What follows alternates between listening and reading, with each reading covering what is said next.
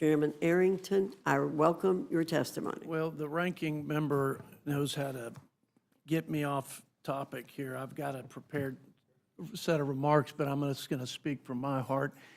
And I appreciate the opportunity to be back before this committee, a little like Groundhog Day, because we've been covering this subject matter, which is important to pour over for the American people. But I got to say that the people from West Texas sent me here, and especially in this last Congress, to reverse the curse of the last 4 years. The lawlessness and chaos at the border that has devastated my home state of Texas, and I would say probably communities in every state in the country, because of the open border and the crime, criminals, and drugs that have been pouring into our communities. It is the most imminent national security threat to the country. And the last president did not faithfully uphold the laws of the land, nor did he take serious his constitutional mission to provide for a common defense. That has to change. It's changed on day one with the new commander-in-chief. And we aim to give him the tools and resources to continue to do that job. Secondly, they all suffered from the 21%, roughly, regressive inflation tax. Why? Because of Democrats' failed policies and their wild, unbridled $8 trillion in deficit spending. I'm sure we'll have some good back and forth, but let me be clear. The American people and our great economy has suffered as a result of paying people not to work, of taxing and regulating small businesses, and then, of course, spinning us into 40-year high inflation. That hasn't gone over well for the people in West Texas.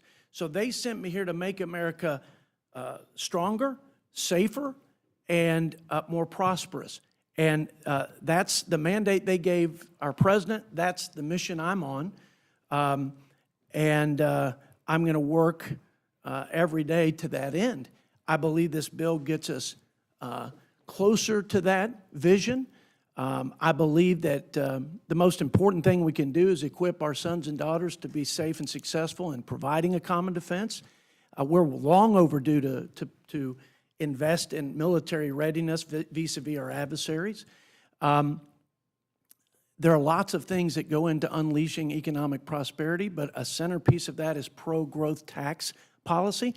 We had the highest levels of investment, job creation, repatriation of capital after the Tax Cuts and Jobs Act, not to mention the lowest poverty rates and unemployment rates on record. So this was after the Tax Cuts and Jobs Act, which, by the way, the people at the bottom half and the bottom 10% did far better than the top half and top 10% in terms of wages, in terms of income, and the top 10% or the top 1% paid a greater share of taxes after the Tax Cuts and Jobs Act. So I think so much of this is misleading nonsense and ripping people off the safety net. My last comment is this. I heard quotes about the CBO and 7.8 million people being ripped off the safety net. Let me tell you who those people were according to the nonpartisan CBO. People here illegally, people ineligible, people who have access to other subsidized government health care programs, and people who are work capable but refuse to work. That's not me, Mr. Ranking Member, I assure you. It's the CBO, the same source that y'all quote ad nauseum about us ripping the safety net. Listen, the American people are for what we're doing. They're on our side. They don't want their tax dollars to flow to waste, fraud, and abuse. They want to help people, and they want the program to help their fellow Americans into the future. And none of this stuff is sustainable. None of it. And we should do more. You're right about the debt. We should do more. That is an area that I think we have to do a lot more, or it's going to undermine all of it. The economy, security, our leadership in the world, my children's future, all of it. And every party, both parties, I should say, both parties have come up woefully short in that regard. And so I hope we can get a commitment from our Democrat colleagues. Let's work together on those things that we know will not be done unilaterally, and then we'll take a first good shot at cleaning up the waste, fraud, and abuse and the entitlements and the mandatory programs that are driving us closer to that dangerous and irreparable debt crisis. With that,